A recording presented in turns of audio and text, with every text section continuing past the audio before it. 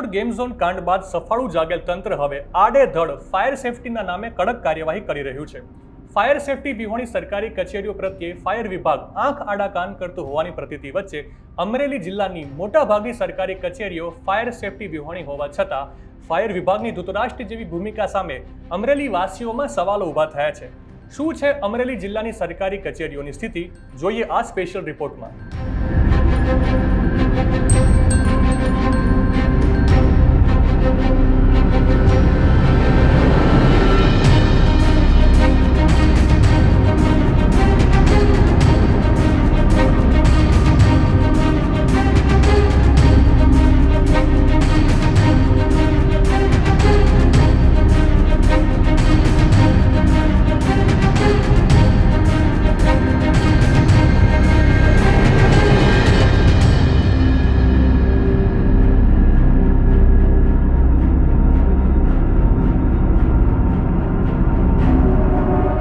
Rajkot game zone કાંડની દુર્ઘટના બાદ રાજ્યભરમાં ફાયર વિભાગ કડક કાર્યવાહી કરી રહ્યું છે, તે સરાહનીય છે।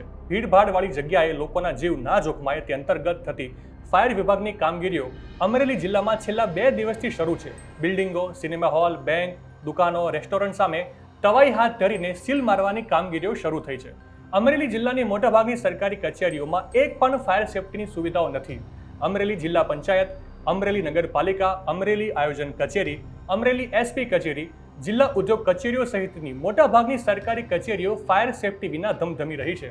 જ્યારે અમરેલી સેવા સદન ગણાતું બહુમાળી ભવન કે જ્યાં ઓછામાં ઓછી 30 ઉપરાંતની સરકારી કચેરીઓ આવેલી છે ને રોજના હજારો લોકો આ કચેરીઓમાં આવન જાવન કરતા હોય, ત્યારે અમરેલી શહેર સાથે તાલુકા મથકો પર શૂરવીર સાબિત થઈ ફાયર વિભાગની ટીમો સીલ મારીને ફાયર વિભાગ પોતાની જાતને 30 માર ખાન સમજે છે, પરંતુ ફાયર વિભાગ સરકારી કચેરીઓ પ્રત્યે ધૃતરાષ્ટ્રીય ભૂમિકા ભજવતું હોવાની વસવસો ખુદ ભાજપના નેતાઓ સાથે સ્થાનિકો પણ કરી રહ્યા છે।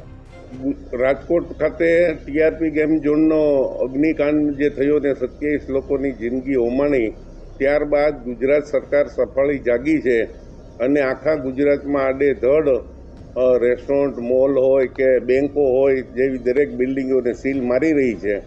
પરંતુ ખરેખર છેલ્લા 5 વર્ષથી તક્ષશિલા કાંડ બાદ એના આરોપીને પણ હજુ કંઈ કરી શકી નથી। ત્યારે જ્યારે ફાયર પોલિસી 2019થી આવી છે, તો ત્યાર પછી જે બનેલા બિલ્ડિંગો હોય અને એણે ફાયરનું પાલન ન કર્યું હોય તેવા બિલ્ડિંગોને સીલ કરવા જોઈએ। પણ જે 10, 20, 25 વર્ષ પહેલાં બિલ્ડિંગો બની ગયા છે ત્યારે આવી કોઈ પોલિસી નહોતી, તો આવા બિલ્ડિંગોના માટેના નિયમો કંઈક અલગ કરવા જોઈએ। કારણ કે જે નવી ફાયર પોલિસી છે એમાં 1.5 લાખ લીટરનો પાણીનો ટાંકો નીચે જોઈએ અને ઉપર જોઈએ। તો જ્યારે કોઈ દુકાનો હોય એ સામાન્ય રીતે 150-200 ફૂટની દુકાન હોય તો એ દુકાનને પણ સીલ કરી રહ્યા છે।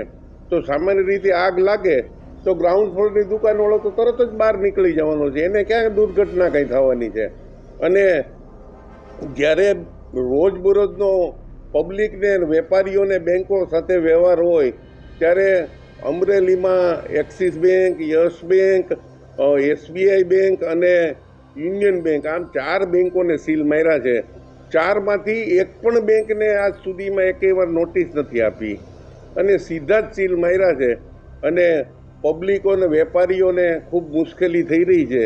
ત્યારે ખરેખર ફાયર અંગેના નિયમો કંઈક જોવા જોઈએ અને આ જે ગોઝારો કાંડ બન્યો છે તેના માટે ફાયર સેફટીની સુવિધાની જરૂર છે।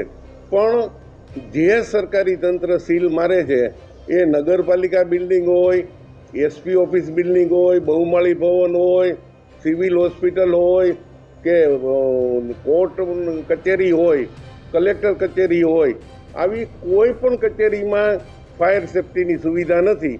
તો પહેલાં એ કચેરીઓને તો સીલ કરો, એ કચેરીઓને તો પહેલાં ફાયર સેફટીની સુવિધા કરો, પછી ગામને સીલ મારો।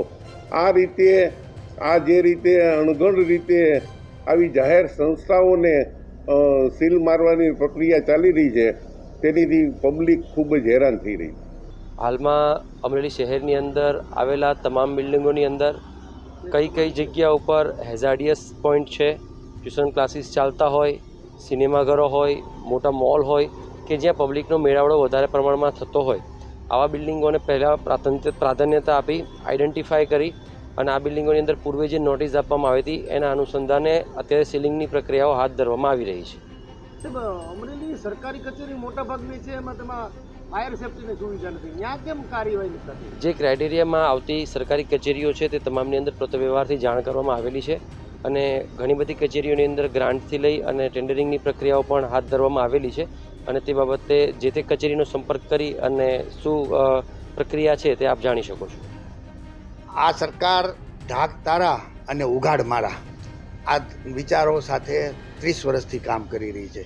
સરકારી ઓફિસોમાં કોઈ સુવિધાઓ ન હોય, કોઈ સિક્યોરિટીના સાધનો ન હોય, તેમ છતાં પણ નવા બિલ્ડિંગો તાજેતરમાં બનાવ્યા હોય અને ફાયરની સુવિધા ન હોય ત્યારે આ સરકાર એમના કચેરીઓ સીલ કરવાને બદલે લોકોના મકાનો, કોમ્પ્લેક્સો, મલ્ટીપ્લેક્સ સિનેમાઓ, બેન્કોને સીલ કરવા નીકળી પડી છે. ખરેખર એ ધંધો કરવા નીકળી છે. માત્ર ને માત્ર લોકોને વધુમાં વધુ હાલાકી પડે અને પૈસા કેમ એના સરકારના અધિકારીઓ અને ભારતીય જનતા પાર્ટીના આગેવાનો કેમ કમાય ધંધામાંથી, એવા ધંધા કરી રહી છે. ખરેખર શરમની બાબત છે.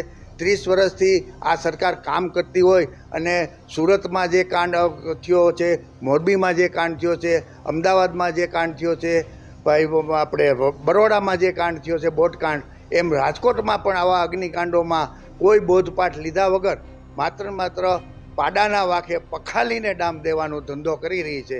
ત્યારે ખરેખર શરમ આવે છે.